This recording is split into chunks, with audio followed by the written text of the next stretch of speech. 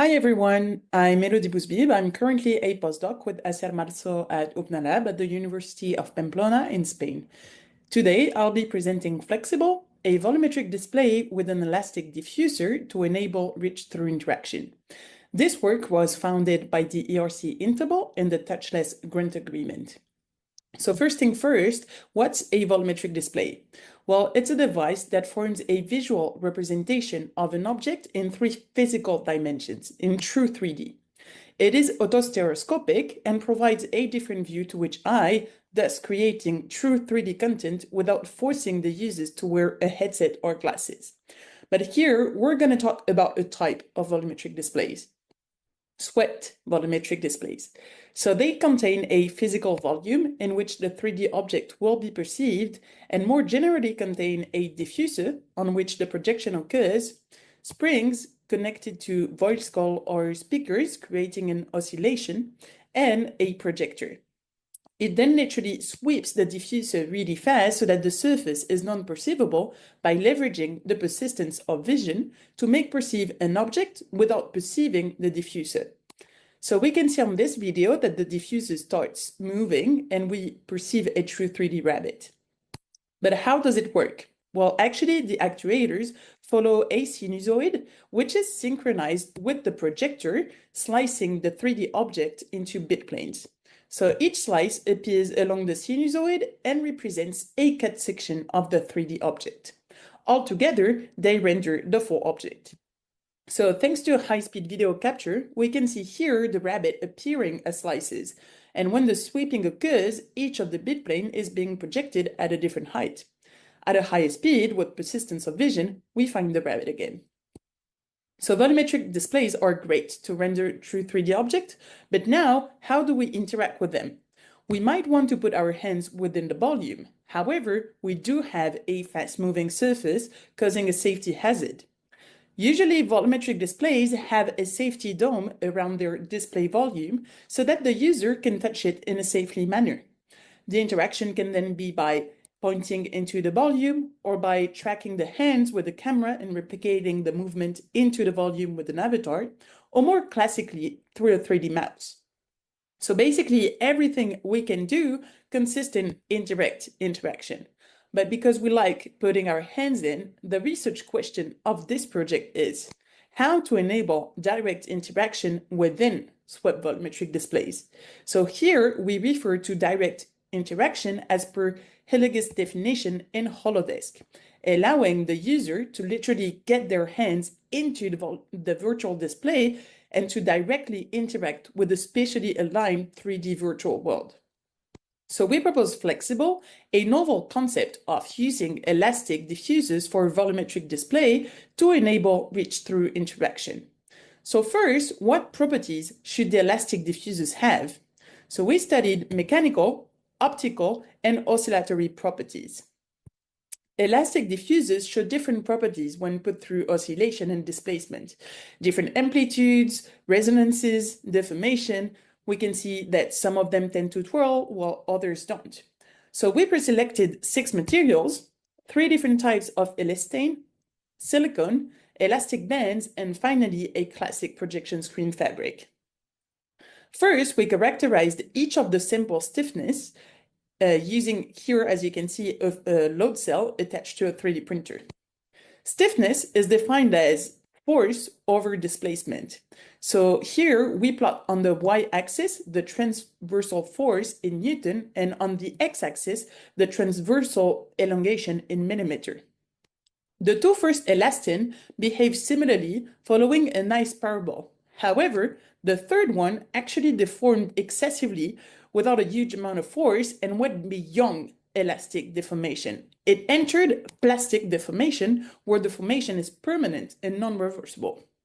The 3 remaining samples showed similar force to elongation profiles, but the elastic bands showed the highest stiffness. The stiffness characterization was performed only once, but from the plastic deformation we noted, we decided to test our samples for hysteresis and whether they enter into plastic deformation. Basically here, with the plastic bands, when extended longitudinally, we can see that the material go back. goes back smoothly. But with elastin C, we can see that the fabric gets irreversibly deformed and its sides even twirl and change its global shape. So we therefore deformed all our samples longitudinally and measured the longitudinal tension twice. For clarity purposes, we only display here the elastic bands as per the video and the classic projection screen. We can see that the deformation is almost linear when being stretched. However, when being relaxed, the projection screen follows another curve. The same thing occurs for the second cycle. So this means that the elastic bands does not suffer from hysteresis in our range of deformation, while the projection screen actually does. Then we characterize the optical properties of our samples with a grid pattern, RGB stripes, and a white light while being stretched and relaxed. So let's look at the RGB stripes pattern. So at original size, we know that silicon reflects the light, resulting in quite bad optical characteristics for projection. When being stretched, we note that the two elastane behave as per our previous video and start twirling, hence making the stripes actually curved. Elastin A, elastic bands, and screen show good optical properties for projection. Now let's look at the grid. Here we note that elastin A actually makes it a bit blurry, hence showing a worsened resolution. And when stretched, similar behavior occurs. Now let's look at the white light. We see that the silicon reflects it and that the elastic bands show dark lines around the seams. So we decided to measure the RGB average intensities over this spread as a function of the offset angle from the central projection axis. So we know that, for instance, for the silicon, the average intensity is saturated at the center due to the reflection of the light. But for the rest of the samples, results are quite constant, and more especially the elastic band's dark line does not seem to impact the RGB intensities, with results similar to the traditional projection screen. Finally, we characterize the frequency responses. For this matter, we placed our samples between two speakers and increased their frequency up to resonance. We synchronized a strobo light to enable the capture of the oscillation at a regular frame rate and to observe the amplitude and shape dynamics of the strips. We then compared our experimental resonance frequency from predicted resonance frequency and had under 1.9 Hertz difference in average. So the selection of the materials based on frequency then depends on the resonance frequency of the used device.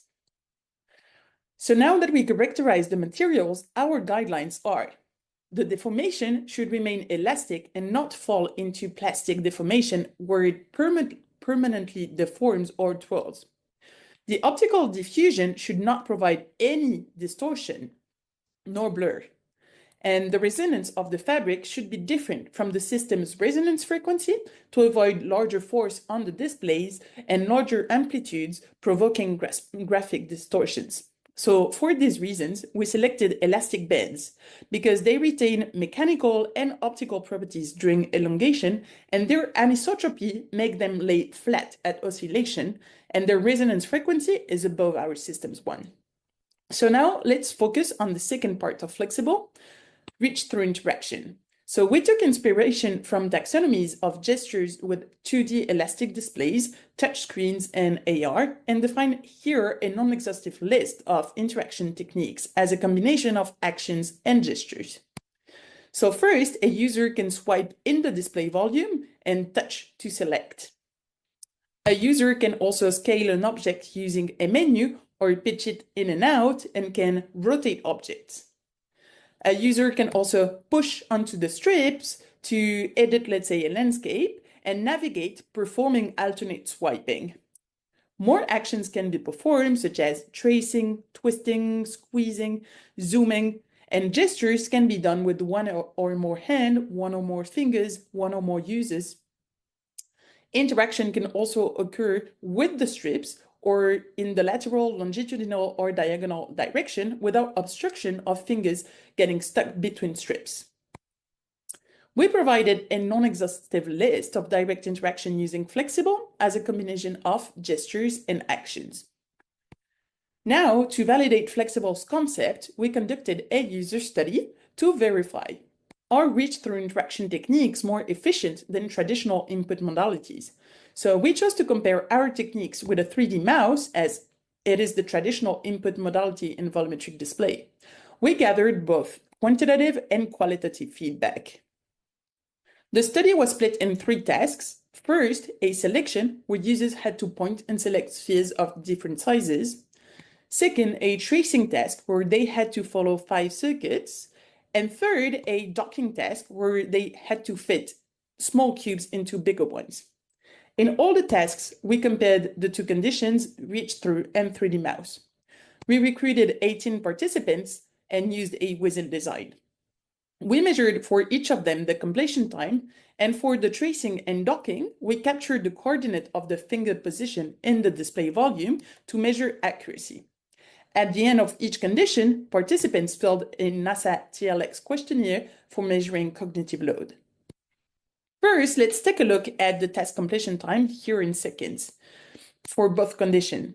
So the task completion time was significantly smaller with the reach-through input modality, and the average selection time with the reach-through modality was around 1 second, as noted on the box plot with the green triangle.